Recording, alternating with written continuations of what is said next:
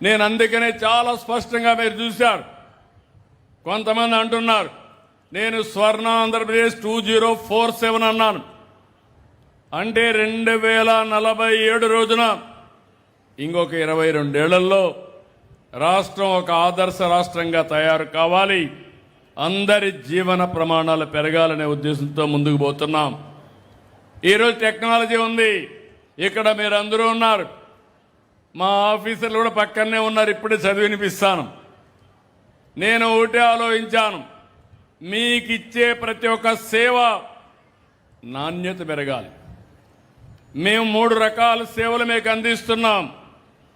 ఒకటి డబ్బులు, ఓసారి డీబీటీ డైరెక్ట్గా మీ అకౌంట్లో వేస్తున్నాం.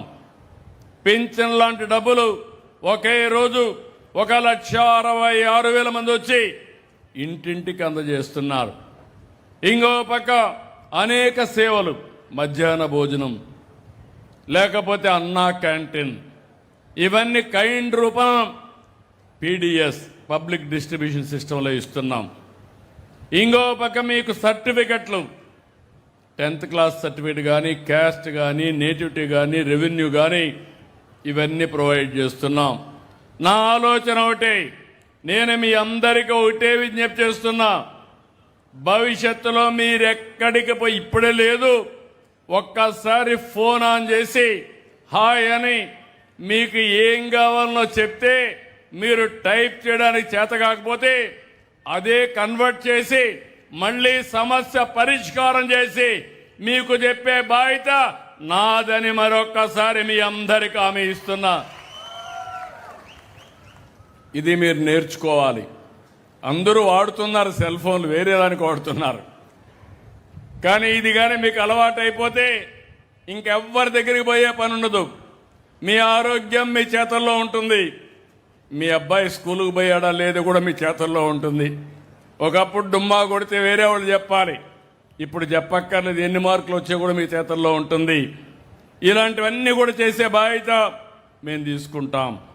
అందుకే ఈరోజు మిమ్మల్ని కోరేది, ఈ మీటింగ్ ద్వారా రాష్ట్రం అంతా ఇన్నిసార్లు నేను చెప్తున్నానంటే, నేను ఎన్నిసార్లు చెప్పినా, ఎన్నిసార్లు పేపర్లో వచ్చినా, ఓసారి లాస్ట్ మైల్లో ఉండే వాళ్ళకి రీచ్ కావాలంటే చాలా సమస్య ఉంటుంది. నేను P4 చెప్పాననుకోండి, ఇంకా చాలామంది బిజీగా ఉండి అర్థం చేసుకోవడం లేదు, అర్హులు దాన్ని ఉపయోగించుకోవడం లేదు. ఇంకో పక్క నేను ఏదైతే సేవలన్నీ ఆన్లైన్లో ఉన్నాయంటే చాలామంది అర్థం చేసుకోలేని పరిస్థితికి వచ్చారు. ఇంకో పక్క ఇవన్నీ ఒక ఎత్తు అయితే, ఇంకోటి కూడా మీరు గుర్తుపెట్టుకోవాలి, నేను ఇవన్నీ చేయాలంటే యజ్ఞమారిగా ముందుకు పోతున్నా. మా మిత్రుడు పవన్ కళ్యాణ్ గారు అయితే పూర్తిగా సహకరిస్తున్నాడు. ఇద్దరం కలిసి నరేంద్ర మోడీ గారు దేశాన్ని బాగు చేయాలంటే మేము ఇక్కడ ఈ రాష్ట్రాన్ని బాగు చేయడం కోసం రాత్రింబగళ్ళు ఆలోచిస్తున్నాం.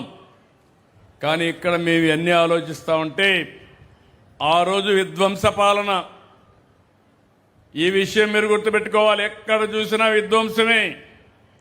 అదే గొడ్డలి పార్టీ విధానం.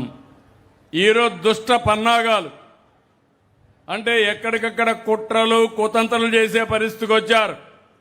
ఈరోజు ఒక ఎగ్జాంపుల్ మీ అందరికీ చెప్తున్నా. చరిత్రలో మనందరం ఒకసారి చదువుకున్నాం, నరకాసురుని చంపితే దీపావళి చేసుకుంటున్నాం. ఏ సంవత్సరం నరకాసురుని చంపారో మీరు చెప్పగలుగుతారా? కానీ ప్రతి సంవత్సరం దీపావళి చేస్తున్నారా లేదా అని అడుగుతున్నా. చేస్తున్నామని చేతుల పైకెత్తండి. ఏంటి సందేశం? నరకాసురుడు దుర్మార్గుడు, అలాంటి నరకాసురుని చంపి ధర్మాన్ని రక్షించారు, ప్రజల్ని కాపాడారనే ఉద్దేశంతో మనం చేసే పరిస్థితికి వచ్చాం. ఎప్పుడు కూడా చెడుని గుర్తుపెట్టుకోవాలి, చెడుని ఖండించాలి, మళ్ళీ చెడు చేసే వ్యక్తులకు దూరంగా ఉండాలి. అట్లా కాకుండా మీరు చేస్తే చాలా సమస్యలు వస్తాయి. నేను ఈ మధ్యకాలంలో చెప్పాను, నేను ఇప్పుడుండే ప్రతిపక్షాన్ని గొడ్డలి పార్టీ అంటున్నా. మీరందరూ ఆమోదిస్తారా లేదా గొడ్డలి పార్టీ అనేదాన్ని?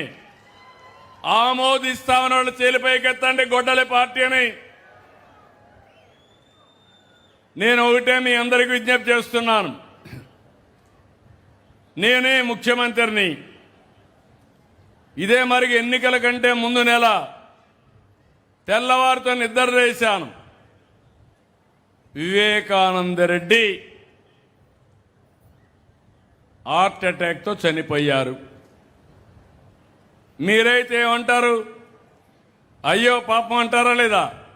అంటారా లేదా? నేను కూడా అయ్యో పాపం అన్నా. అది అయిన తర్వాత వాళ్ళు టీవీ, సాక్షి టీవీ, అందులో వేసి ప్రచారం చేశారు. ఆయన కూతురు అడిగింది.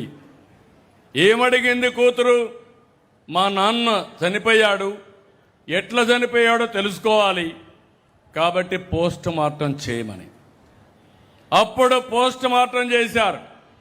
అప్పటికే కుట్లన్నీ వేసి బాక్స్లో పెట్టి అంత్యక్రియలు తీసే పరిస్థితికి వచ్చారు. అప్పుడు అడిగిన తర్వాత మొత్తం ఇప్పితే గొడ్డలితో తలంతా కూడా నరికేశారు. రూమ్ అంతా రక్తం, బాత్రూమ్ అంతా రక్తం. అక్కడి నుంచి అది చూసిన తర్వాత వీళ్ళంతా కూడా నాటకాలు మార్చేశారు. మా నాన్న చనిపోయాడు, చంపేశారు. ఇప్పుడు పెద్ద దిక్కు ఒకే చిన్నాన్న, ఈయన్ని కూడా చంపేశారన్నారు. మీరు కూడా నమ్మేశారు. ఆ అమ్మాయిని మోసం చేశారు. మోసం చేసి ఆ అమ్మాయి అంత్యక్రియలు చేస్తా ఉంటే ఎంత బాగా చేశాడు మా అన్నయ్య అనుకుని అంతకులు నమ్మే పరిస్థితికి వచ్చింది. అంటే మభ్యపెట్టేయడం. తర్వాత నెక్స్ట్ డే నా చేతిలో కత్తి పెట్టి నారాసుర రక్త చరిత్రని పేపర్లో వేసాడు. మీరందరూ గుర్తుపెట్టుకోవాలి ఇవన్నీ. దాంతో ఏమైంది? మీరందరూ నమ్మారు పాపం అని, ఓట్లేశారు. విధ్వంస పాలన వచ్చింది. అవునా కాదా? మోసపోయామా లేదా? నేను దాని గురించి బాధపడలా. సమస్య వచ్చింది, అన్ని ఫేస్ చేశాం. జీవితాంతం అదే నాటకం. కోడికత్తి విశాఖపట్నం, గొలకరాయి విజయవాడ, ఆయనే ఏపించుకోవడం, తర్వాత దాన్ని సింపతి తెప్పించుకోవడానికి వాళ్ళే ఖండించడం. ఇటీవల జరిగిన 5 సంఘటనలు మీకు ఒకసారి ఎక్స్ప్లెయిన్ చేస్తా. ప్రతి ఒక్కరు తెలుసుకోవాల్సిన అవసరం ఉంది. ఇది నాకెందుకు అనుకుంటే ప్రమాదం మనకే, నాకొక్కడికే కాదు. రాష్ట్రం సుపరిపాలన ఇస్తే మీకు మంచి జరుగుతుంది. అదే మళ్ళీ వైకుంఠ పాడైతే నేను పవన్ కళ్యాణ్ గారు పైకి తీసుకుపోవడం, మళ్ళా గొడ్డలి పార్టీ వచ్చి కిందన పడేస్తే మళ్ళీ ఎక్కాలంటే వైకుంఠపాళి ఎంత కష్టమో మీరు గుర్తుపెట్టుకోవాలి.